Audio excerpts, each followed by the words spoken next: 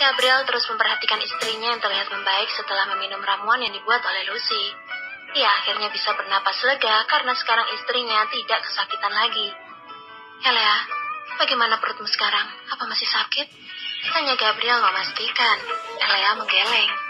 "Tidak, Kak, obatnya benar-benar mujarab. Rasa sakitnya langsung hilang setelah aku meminumnya tadi," jawab Elea sumringah. Gabriel tersenyum.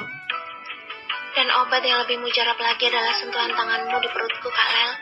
Terima kasih atas kebaikanmu, Kak. Aku sangat beruntung bisa bertemu dengan orang sebaik dirimu."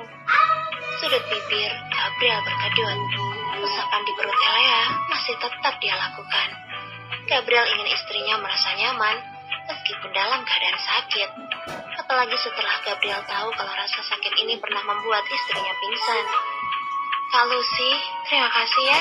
Karena kalian semua aku jadi tidak menderita sendirian.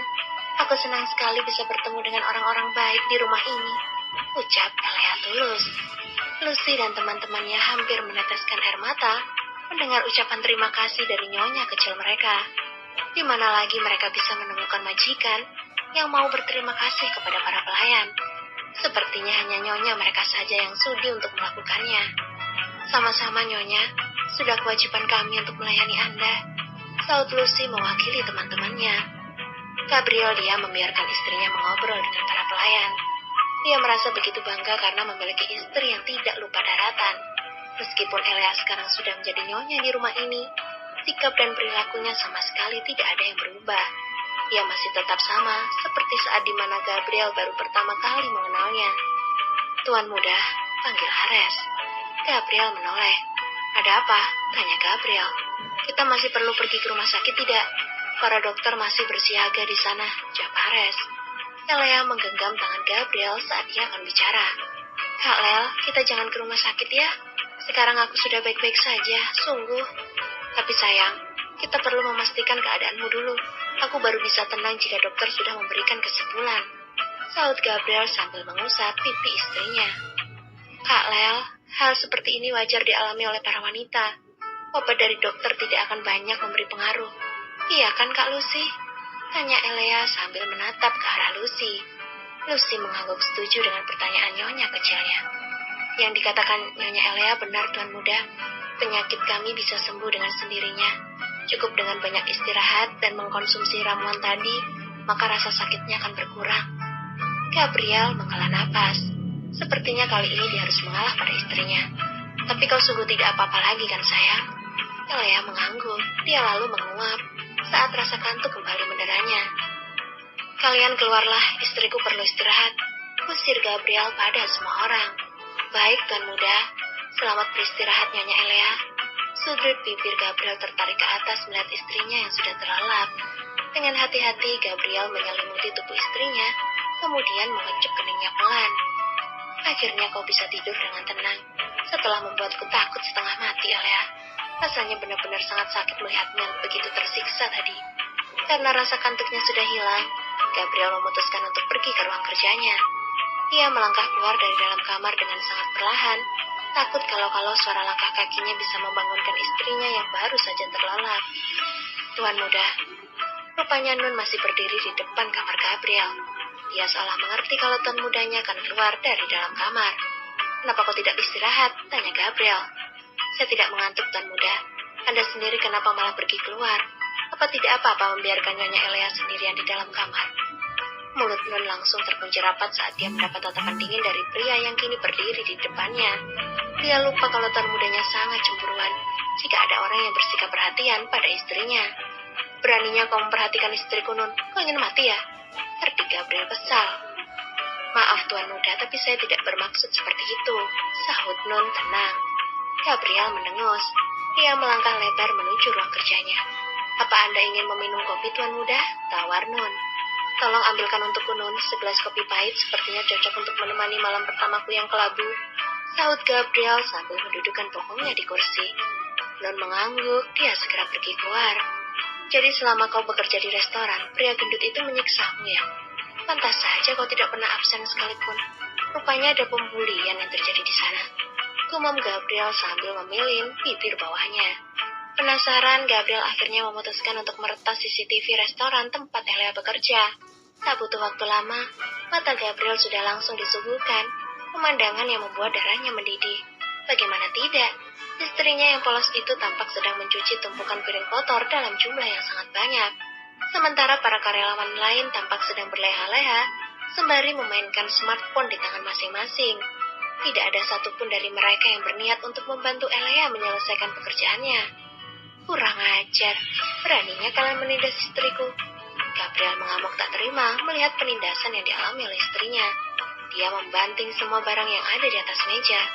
Matanya menatap nyalang ke arah layar laptop, di mana istrinya sedang dimarahi oleh manajer di restoran itu.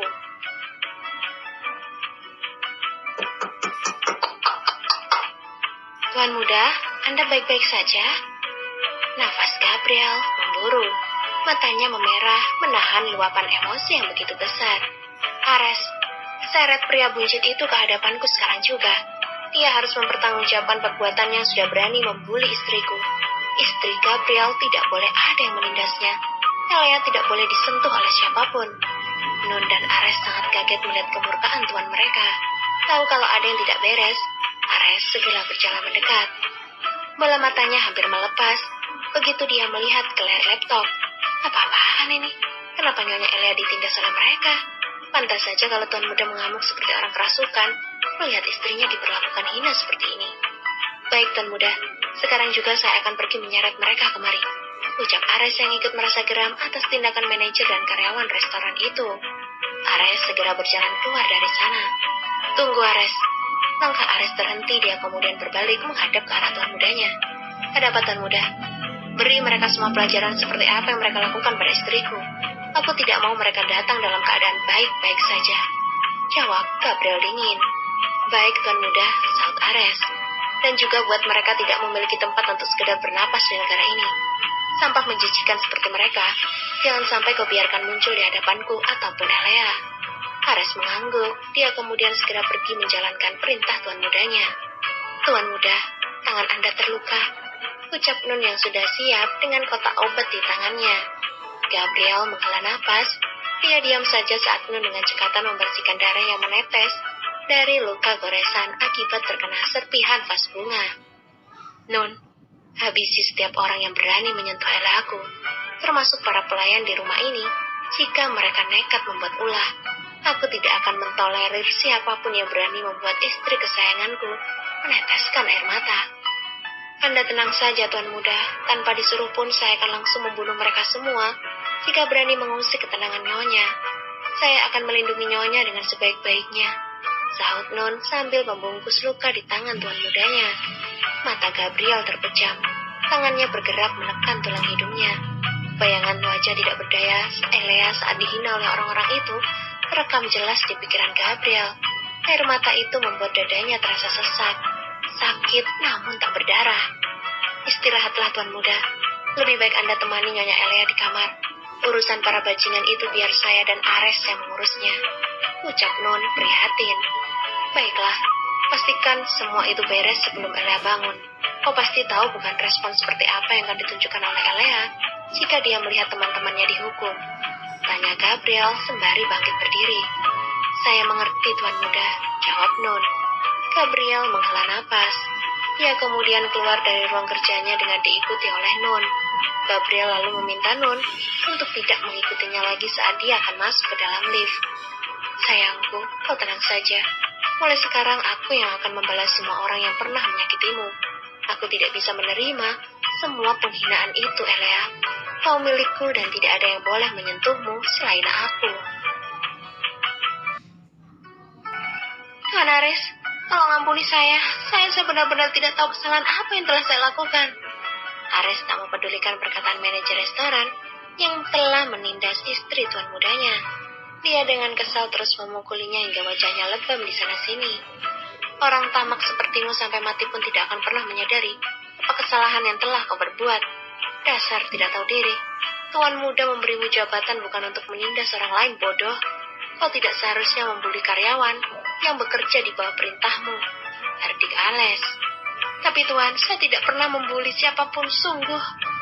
Nun yang juga berada di sana merasa geram Mendengar pembelaan pria berperut buncit tersebut, dia berjalan menghampiri pria itu kemudian mencekik lehernya hingga lidahnya terjulur keluar. Apa kau tahu siapa orang yang telah kau bully, ha? Nyonya kami.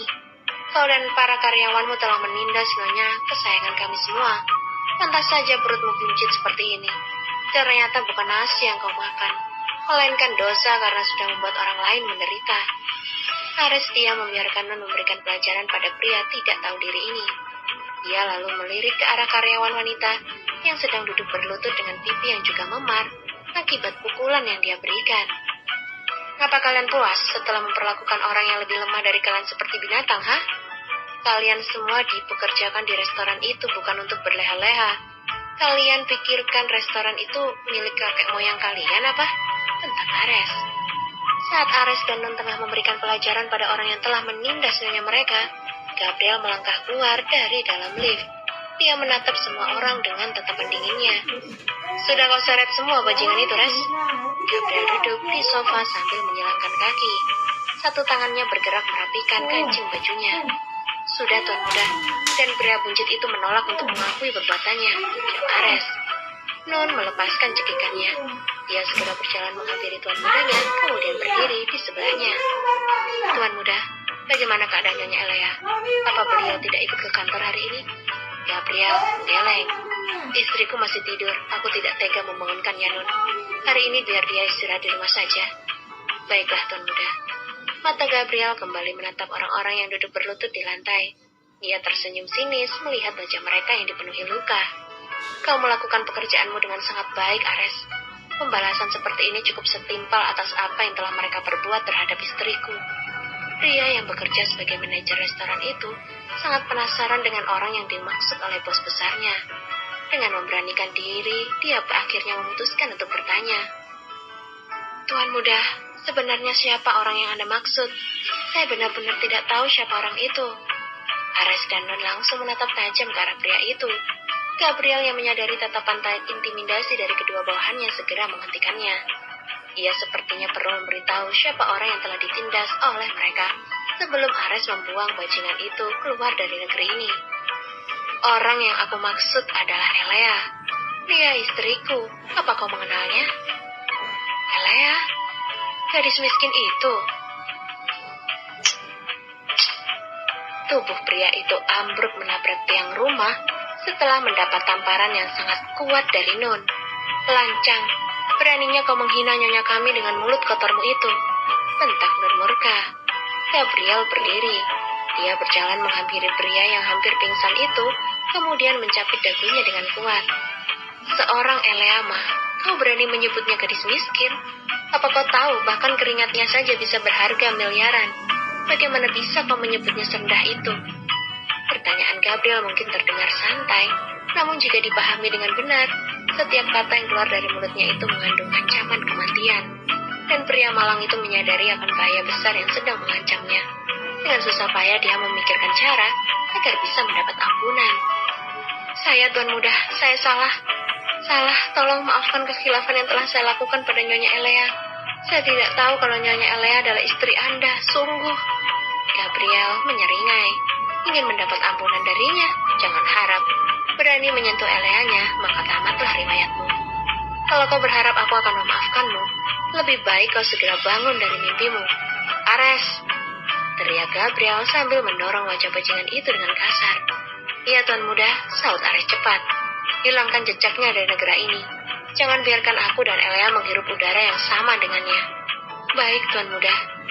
Sadar kalau dirinya akan dideportasi dari negara ini, pria itu segera berbalik hendak meminta pengampunan dari bosnya.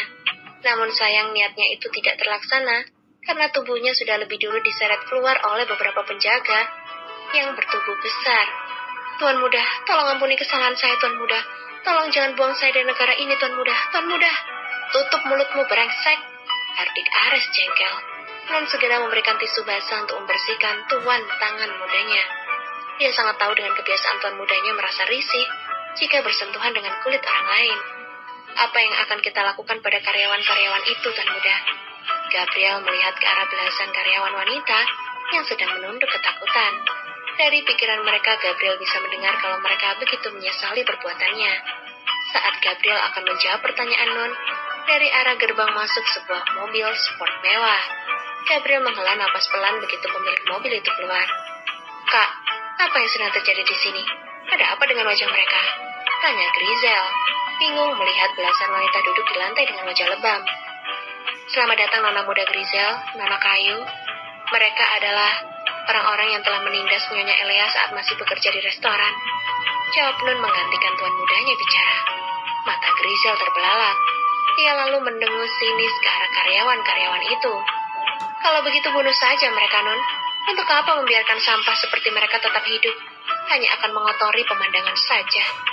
Sudut bibir Gabriel berkedut mendengar kata-kata pedas yang dilontarkan adiknya.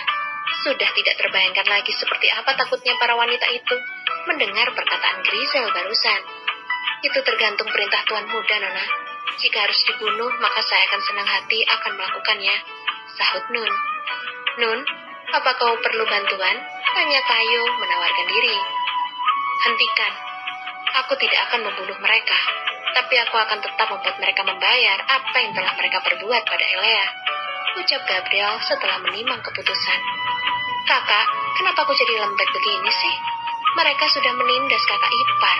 Kau tidak seharusnya membiarkan mereka tetap hidup," protes Grizel tak terima. Gabriel segera memeluk adiknya yang sedang marah. Dia mengusap punggungnya pelan. "Grizel, kakak iparmu berhati lembut. Kakak tidak mau dia membenci kakak jika sampai mengetahui masalah ini. Biarlah mereka tetap hidup. Lagi pula mereka juga tidak menyentuh kulit kakak iparmu. Hukuman yang akan kakak berikan harusnya bisa membuat mereka jerah," jelas Gabriel. Para karyawan yang mendengar hal itu sedikit banyak bisa menarik nafas lega. Dalam hati mereka sangat bersyukur masih bisa hidup meskipun harus menerima hukuman. "Terima kasih atas kebaikan hati Anda, Tuan Muda. Kami mengaku salah dan kami siap menerima hukuman itu," ucap salah satu dari karyawan wanita itu. Grizel menatap marah ke arah karyawan yang baru saja bicara. "Kalian akan tetap bekerja di restoran tanpa digaji selama 1 tahun. Hukuman itu baru akan hilang jika Elea sendiri yang memutuskan untuk memaafkan kesalahan kalian semua. Jika ada yang keberatan, silakan maju dan antarkan nyawa kalian padaku segera," ucap Gabriel dingin. Tidak ada jawaban. Semuanya dengan berat hati menerima hukuman tersebut. "Kembalikan mereka ke rumah masing-masing dan berikan biaya untuk berobat ke dokter." "Baik, Tuan Muda," jawab Nun. Setelah Nun membawa pergi semua karyawan itu, Grizel segera melepaskan pelukan kakaknya. Dia lalu menatapnya garang. "Jangan menatapku seperti itu, Zel. Semua sudah kakak pikirkan dengan baik," ucap Gabriel tenang. "Kenapa kau masih mau memperkerjakan mereka sih, Kak? Memangnya tidak ada hukuman yang lebih berat lagi apa? Harga diri kakak ipar sekarang sudah menjadi wajah keluarga Ma. Kau mana boleh melepaskan mereka begitu saja," saat Grizel memprotes tindakan kakaknya. Gabriel menghela napas. Dia kemudian menarik tangan Grizel dan Kayu ke arah sofa. "Grizel, kakak hanya ingin memberi pembalasan pada orang yang telah berani membuat kakak iparmu menangis. Dan para wanita tadi tidak termasuk. Mereka hanya mempersulitnya saja. Dan orang yang telah membuli kakak iparmu sudah kakak kirim keluar dari negara ini. Kakak tidak sebodoh itu melepaskan mereka-mereka yang sudah berani menyentuh keluarga kita." "Kau tidak sedang berbohong kan, Kak?" tanya Grizel menyelidik. "Apa aku terlihat seperti sedang berbohong?" Grizel menggeleng. Dia menarik nafas lega setelah mendengar penjelasan kakaknya. "Di mana kakak ipar?" tanya Grizel sambil menatap sekeliling mencari keberadaan kakak iparnya. "Kakak iparmu masih tidur, dia sedang tidak enak badan," jawab Gabriel dengan wajah lesu. "Apa yang terjadi padanya, Kak?" Grizel cemas. "Efek datang bulan, Zel. Semalam dia sangat kesakitan karena itu. Hampir saja kakak mati ketakutan melihatnya yang begitu tersiksa." "Oh, aku kira karena kakak yang terlalu bersemangat menggembur kakak ipar." "Semalam kan malam pertama kalian," ledek Grizel sembari terkekeh jahil. Kayu begitu kaget mendengar perkataan kakak sepupunya. Dengan penuh rasa penasaran dia bertanya pada mereka, "Jadi Kak La sudah menikah?" Gabriel dan Grizel tidak ada yang menjawab. Mereka dengan jahat merencanakan agar Kayu mati penasaran karena rasa ingin tahunya. "His, menyebalkan," gerutu Kayu saat pertanyaannya diabaikan begitu saja oleh si kembar.